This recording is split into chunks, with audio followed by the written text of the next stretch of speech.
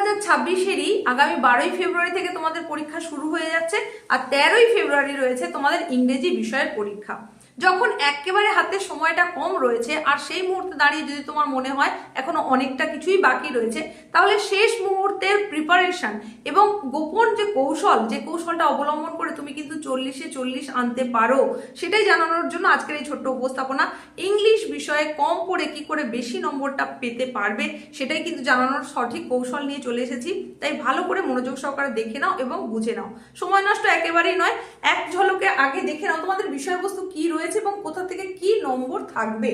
দেখো, এখানে ইংলিশ বিষয়ের কথা বলছি, সেখানে অবশ্যই বলা হচ্ছে কি কম পড়েই বাজিমাত।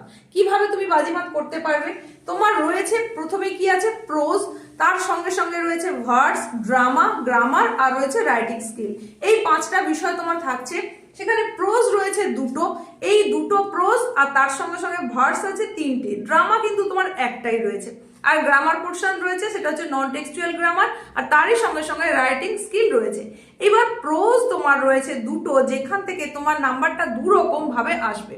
মানে 2 মার্কের প্রশ্ন 2টো অ্যাটেন্ড করতে হবে, দেওয়া থাকবে 4টে, আর 6 মার্কসের কোশ্চেন সেখানে দেওয়া থাকবে 2টো, করতে হবে 1টা। এই হিসাবে প্রোজ থেকে মোট তোমার 10 নম্বর থাকছে। তাহলে তোমার যদি 4টে প্রশ্ন 2 নম্বরের দেওয়া থাকে 2টো প্রোজ থেকে, মানে তুমি বুঝেই নাও যে 2টো প্রোজ থেকে 2টো করে কোশ্চেন কিন্তু থাকছে। সুতরাং সেখান থেকে যদি তুমি যে কোনো একটা প্রোজের উপর জোর দাও তাহলেই কিন্তু কমন পেয়ে যাচ্ছ। আর 6 মার্কসের যে প্রশ্নটা, সেট ক্ষেত্রেও দেখো সেখানে 2টো প্রশ্ন দেওয়া থাকবে, করতে হচ্ছে তোমাকে 1টা, তাহলে 2টো প্রশ্ন 2টো প্রোজ থেকে দেওয়া থাকবে। এবার সেখান থেকে তুমি তাহলে যদি একটা প্রোজের উপর জোর দাও, সেখানেও কিন্তু তুমি যে কোনো একটা 6 মার্কসের কোশ্চেন তুমি লিখতে পারবে। তবে সেটাকে নিখুঁতভাবে পড়তে হবে, তবেই কিন্তু সেখান থেকে যাই প্রশ্নই আসুক তুমি উত্তরটা করতে পারবে। তাহলে এবার তোমাকে বেছে নিতে হবে কোন প্রোজটা তুমি করবে। এবার তোমাদের প্রোজের মধ্যে রয়েছে কি, রয়েছে ডাউন দ্য র্যাবিট হোল আর রয়েছে 3 কোশ্চেন্স। তো তোমার কি মনে হচ্ছে, যেটা তোমার সহজবোধ্য মনে হচ্ছে অবশ্যই তুমি সেটা করবে। আর যদি আমার মতামত জানতে চাও তাহলে আমি বলবো 3 কোশ্চেন্স এটা তোমরা খুব ভালো করে তৈরি করো। এই একটা মাত্র প্রোজ যদি তুমি ভালো করে রেডি করো, কোথাও কোনো প্রশ্ন বাদ না দাও, তাহলে সেখান থেকে কিন্তু 2 মার্কসের 2টো প্রশ্ন তুমি লিখতে পারছো। 6 মার্কসের জন্য একটা যে প্রশ্ন লিখতে হবে সেটা তুমি কমন পেয়ে যাবে। তাহলে অবশ্যই একটা মাত্র প্রোজ কমপ্লিট করতে পারলেই কিন্তু 10 মার্কস তোমার হাতের মুঠোয় থাকছে। আশা করছি প্রোজ পোর্শনটা সম্পর্কে তোমার ক্লিয়ার ধারণা হয়ে গেল। নেক্সট তোমাদের আছে ভার্স। ভার্সে 3টে তোমাদের রয়েছে, 3টের মধ্যে তোমার কিন্তু এখানে কিভাবে নাম্বার ডিভিশনটা থাকছে, 2 মার্কসের 4টে কোশ্চেন দেওয়া থাকবে, করতে হবে 2টো, আর 6 মার্কসের এখানে আগে বলা হয়েছিল 2টো দেওয়া থাকবে, একটা করতে হবে, কিন্তু এখন 3টে থেকেই 3টে প্রশ্ন দেওয়া থাকবে, করতে হবে 1টা। মানে অপশন তোমার কাছে অনেক বেশি।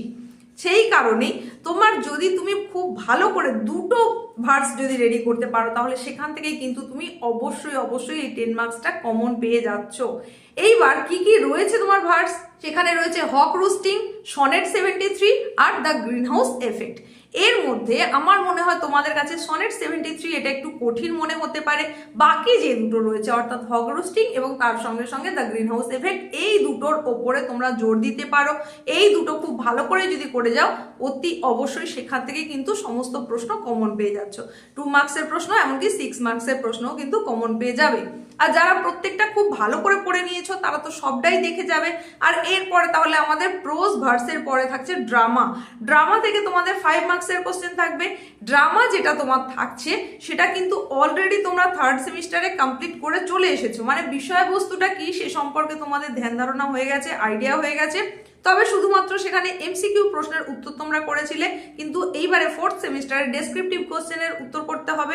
তার জন্য তোমাকে একটু বেশি করে এফোর্ট দিতে হবে। এবার তার জন্য তোমাকে করতে হবে কি, এই যে রাইডার্স টু দ্য সি নামে যে ড্রামাটা তোমাদের রয়েছে, এর বিষয়বস্তু তো তোমার অলরেডি জানা হয়ে গেছে।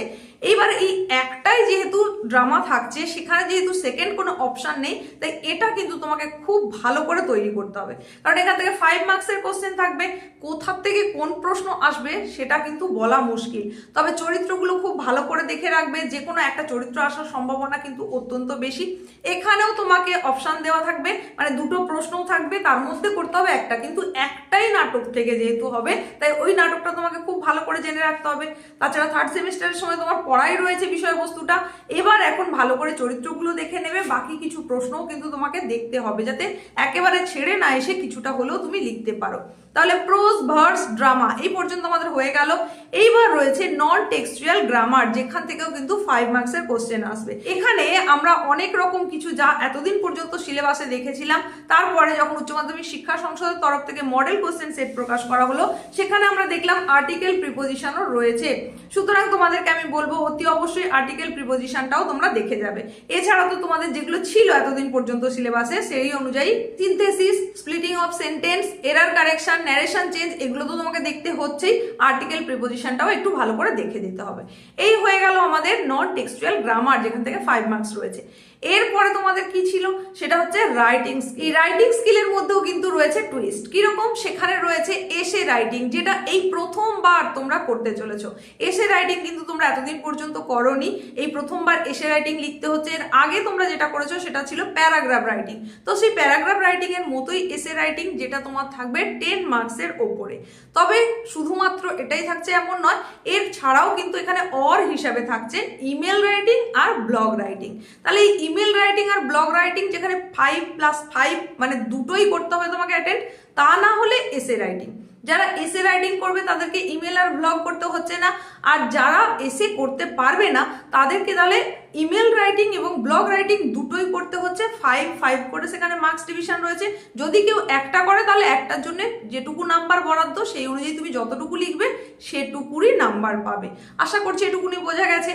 এইবার তোমাদের ওয়ার্ড লিমিটটা কিন্তু একটু বুঝে নিতে হবে, কারণ তোমাদের হাতে যে সময়টা থাকবে সেই সময়টা খুব সংক্ষিপ্ত। প্রথম 10 মিনিট তোমাকে দেওয়া হবে প্রশ্ন পড়ার জন্য। সেখানে তোমাকে পড়ার সময়তে কিন্তু বেছে নিতে হবে তুমি কোন পোর্শনের কোন প্রশ্নর উত্তর তুমি করবে সেই মুহূর্তে। যখন লেখা শুরু করে দিয়েছো তখন যদি প্রশ্ন বাছাই করতে যাও তাহলে সেক্ষেত্রে প্রশ্ন বাছাইটাও যেমন সঠিকভাবে করতে পারবে না, তেমনি সময়টাও কিন্তু অতিরিক্ত মাত্রায় নষ্ট হয়ে যাবে। তাই প্রশ্নটা পড়ার জন্য যে 10 মিনিট সময় দেওয়া হচ্ছে সেটা কিন্তু অনেকটাই বেশি সময়। এই সময়ের মধ্যেই তোমাকে চুজ করে নিতে হবে কোন প্রশ্নের উত্তর তুমি করছো। এইবার যখন তুমি লেখা শুরু করে দিচ্ছ তাহলে চুজিং যে কোশ্চেনগুলো রয়েছে সেই কোশ্চেনের অ্যান্সারগুলো করলেই হয়ে যাচ্ছে। এরপরে দেখো তোমাকে মোট 2 ঘন্টা সময় দেওয়া হচ্ছে পরীক্ষা দেওয়ার জন্য। টোটাল 40 মার্কসের উত্তরটা তোমাকে দিতে হবে 2 ঘন্টায়। এই জন্যই তোমাকে ওয়ার্ড লিমিটটা কিন্তু মাথায় রাখতে হবে। তা নাহলে তুমি লিখতে বসে যদি শুধু বাড়িয়েই চলেছো এরকম করতে যাও তাহলে কিন্তু 2 ঘন্টার সমস্ত প্রশ্নের উত্তর দিতে পারবে না। উচ্চ মাধ্যমিক শিক্ষা সংসদের তরফ থেকে তোমাদের উত্তর দেওয়ার যে প্যাটার্ন সেখানে ওয়ার্ড লিমিট বেঁধে দেওয়া আছে। সেই ওয়ার্ড লিমিটটা কিরকম রয়েছে সেটা কিন্তু এখানে আমি দেখিয়েছি।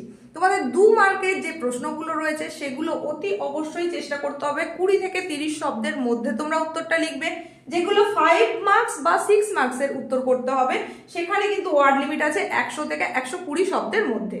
এছাড়া তোমাদের রাইটিং এর জন্য যে এসে রাইটিং রয়েছে 10 মার্কসের, সেখানে ওয়ার্ড লিমিটটা কিন্তু রয়েছে 150 শব্দের মধ্যে তোমাকে লেখাটা শেষ করতে হচ্ছে। আর যারা এসে করবে না, ইমেল রাইটিং যদি করো সেক্ষেত্রে ওয়ার্ড লিমিট হচ্ছে 75 ওয়ার্ডস এর মধ্যে করতে হচ্ছে। আর ব্লগ রাইটিং এর ক্ষেত্রেও কিন্তু সেম 75 ওয়ার্ডস এর মধ্যেই কিন্তু তোমাকে লেখাটা রাখতে হচ্ছে। এইবার গুনে 75 হতে হবে, গুনে 150 হতে হবে এরকম নয়, তার থেকে 10টা কম বা 10টা বেশি এরকম হয়ে যেতেই পারে। কিন্তু তোমাকে মাথায় রাখতে হবে যে ওয়ার্ড লিমিটটা মোটামুটি যেন এরকম ধারে কাছে থাকে। তো এইবার যদি রাইটিং স্কিলের ক্ষেত্রে আমরা বলি, তোমরা এসে করবে নাকি ইমেল রাইটিং ব্লগ রাইটিং করবে, কোনটা করবে? এসে রাইটিংটা হচ্ছে তোমরা যেমন প্যারাগ্রাফ রাইটিং করেছো ঠিক সেই রকমই, কিন্তু এটা আরো একটু লেন্দি হয়ে যাবে। আমাদের অনেকেরই কিন্তু রয়েছে ইংরেজিতে একটু বেশি দুর্বলতা, তো সেক্ষেত্রে এসে রাইটিংটা লিখে পুরোপুরি 10 নম্বর পাওয়াটা কিন্তু একটু চাপ হয়ে যাবে। আর যদি তোমার এখানে ইমেল রাইটিং ব্লগ রাইটিং তুমি অ্যাটেন্ড করো সেক্ষেত্রে কি হচ্ছে, যেহেতু এটা পার্ট মার্কিং হিসাবে আছে 5+5 এর মধ্যে 3 পাওয়া বা 4 পাওয়াটা কিন্তু অনেকটাই সহজ। তাহলে দুটোই মিলিয়ে যদি তুমি 4 পেয়ে যাও তাহলে 8 হয়ে যাচ্ছে। কিন্তু এসে রাইটিং এ 10 এর মধ্যে 8 মার্কস তোলাটা কিন্তু একটু চাপ, সেখানে অনেক বেশি সুন্দর করে লেখার প্রয়োজনীয়তা রয়েছে। যেহেতু ইংলিশ একটা সাহিত্যের বিষয় তাই সেখানে কিন্তু তোমার যে স্টক অফ ওয়ার্ড সেটাও অনেক বেশি থাকতে হবে, অনেক সুন্দর লেখনী হতে হবে, নতুন নতুন শব্দ ব্যবহার করতে হবে। সেই হিসেবে আমার সাজেশনটা হলো এটাই যে তোমরা অতি অবশ্যই email writing and blog writing এটা তোমরা করো। এইবার যেটাই করো না কেন রাইটিং এর সময় অবশ্যই প্রত্যেকটা রাইটিং এর শিরোনাম বা হেডিং অবশ্যই দেওয়া উচিত, সেটা তোমরা দেবে। তো এসে রাইটিং এর ক্ষেত্রে তোমাকে অতি অবশ্যই একটা হেডিং দিতে হবে, তারই সঙ্গে সঙ্গে ইন্ট্রোডাকশন থাকবে, কনক্লুশন থাকবে, এটা থাকতেই হচ্ছে। এবার বডিতে তুমি কিছুটা পয়েন্ট ওয়াইজ লিখে দেবে। আর ইমেল রাইটিং, ব্লগ রাইটিং এর ক্ষেত্রেও অতি অবশ্যই তোমরা সেই হেডিংটা রাখছো। এইভাবে যদি তোমরা করতে পারো অতি অবশ্যই সেখান থেকে একটা ভালো মার্কস তুমি পেয়ে যাবে। সিকোয়েন্সটা তুমি মেনটেন করো। তোমরা মডেল প্রশ্নপত্র যদি দেখে থাকো তাহলে সেখানে দেখবে section A, section B, section C, D, E পর্যন্ত কিন্তু সেকশন সেখানে ছিল মডেল সেটে। তো এই সিকোয়েন্স অনুযায়ী যদি তুমি উত্তরটা করো তাহলে খুব পরিপাটি করে উত্তরটা হবে, সেক্ষেত্রে পরীক্ষকের একটা ভালো ইমপ্রেশন আসবে তোমার খাতার সম্পর্কে। আর লেখাটা যেন সুন্দর পরিচ্ছন্ন লেখা হয়, মানে দেবনাগরী হরফে খুব ছাপার অক্ষরে হতে হবে এরকম নয়, লেখাটা যেন বোঝার উপযোগী হয় সেই রকম ভাবে লিখবে। লেখাটা যদি না পড়তে পারা যায় তাহলে সেখানে নাম্বার দেওয়া যাবে কি করে, তাই বুঝতে পারার উপযোগী করে তোমাকে লিখতে হবে। স্পেলিং মিস্টেক যাতে না হয় সেদিকে তোমাকে একটুখানি লক্ষ্য দিতে হবে, তাই এখন থেকেই সেই বিষয়ে তোমাকে একটু বেশি করে জোর দিতে হবে। তারই সঙ্গে সঙ্গে যেই সেন্টেন্সটাই তুমি লিখছো কেন সেটাকে একটু কমপ্লিট করার চেষ্টা করো। তুমি যেটা বলতে চাইছো সেটা যেন একটা কমপ্লিট সেন্টেন্স হয় সেটা অতি অবশ্যই লিখবে। তার কারণ তোমার ক্লাসটা হয়ে গেছে 12, এখন তুমি 5, 6, 7 এর মতন করে যদি লেখো তাহলে সেখানে সম্পূর্ণ নম্বর কখনোই আশা করা উচিত নয়। আর গ্রামাটিক্যালি যদি কোনো ভুল হয়ে থাকে তাহলে সেই ভুলটা তো কখনোই মার্জনীয় নয়, অবশ্যই সেটা তৎক্ষণাৎ কাটাই হয়ে যাবে, সেখানে কোনো নাম্বার দেওয়ার জায়গা থাকবে না। আর যখন তোমরা অ্যান্সার করছো প্রত্যেকটা দাগ নম্বরকে কিন্তু অ্যাটেন্ড করবে, যে কোনোভাবেই হোক তোমাকে সেটা অ্যাটেন্ড করতে হবে। সেই সম্পর্কে কম বেশি তোমার যেমন জানা থাকবে সেইটুকুই তুমি লিখে দিয়ে আসবে, কোনো দাগ নম্বর ছাড়বে না। না জানা থাকলেও সেই সম্পর্কিত যা বিষয় শুনেছো বুঝেছো সেই সম্পর্কিত কিছু কথা হলেও লিখে আসবে। তো এই ছিল উপস্থাপনা, কেমন লাগলো অবশ্যই জানিও। আর তোমাদের যদি এসে রাইটিং বা ইমেল রাইটিং বা ব্লগ রাইটিং এর কোনো সাজেশন প্রয়োজন হয় সেটা সম্পর্কে তোমরা জানতে চাইতে পারো, বা প্রোজ থেকে ভার্স থেকে যদি সাজেশন প্রয়োজন হয় সেটা সম্পর্কে তোমরা কমেন্টে জানাও। তোমাদের কমেন্ট যত বেশি আসবে যেটার উপরে নেক্সট উপস্থাপনা সেটাই কিন্তু নিয়ে চলে আসবো। প্রত্যেকের চূড়ান্ত পর্বের প্রস্তুতি খুব ভালো হোক। আজকের মতো এখানেই শেষ করছি, দেখা হচ্ছে পরবর্তী উপস্থাপনায়।